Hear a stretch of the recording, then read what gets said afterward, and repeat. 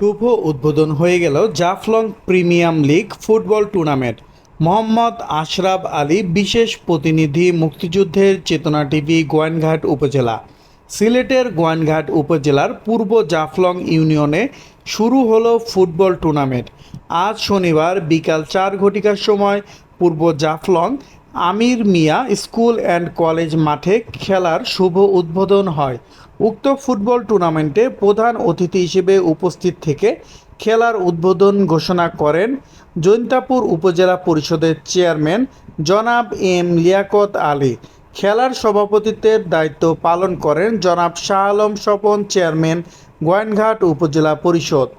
বিশেষ অতিথি হিসেবে উপস্থিত থেকে বক্তব্য প্রদান করেন জনাব রফিকুল ইসলাম রফিক সাহেব, চেয়ারম্যান পূর্ব জাফলং ইউনিয়ন পরিষদ, এবং জনাব আব্দুল মালেক, যুগ্ম আহ্বায়ক পূর্ব জাফলং ইউনিয়ন আওয়ামী লীগ। এ সময়ে বক্তারা মাদককে না বলে খেলাধুলায় যুব সমাজকে এগিয়ে আসার অনুরোধ করেছেন এবং জৈন্তা গোয়াইনঘাট উপজেলার সমস্ত বন্ধ থাকা পাথর কোয়ারি খুলে দেওয়ার আহ্বান জানিয়েছেন উপর মহলে।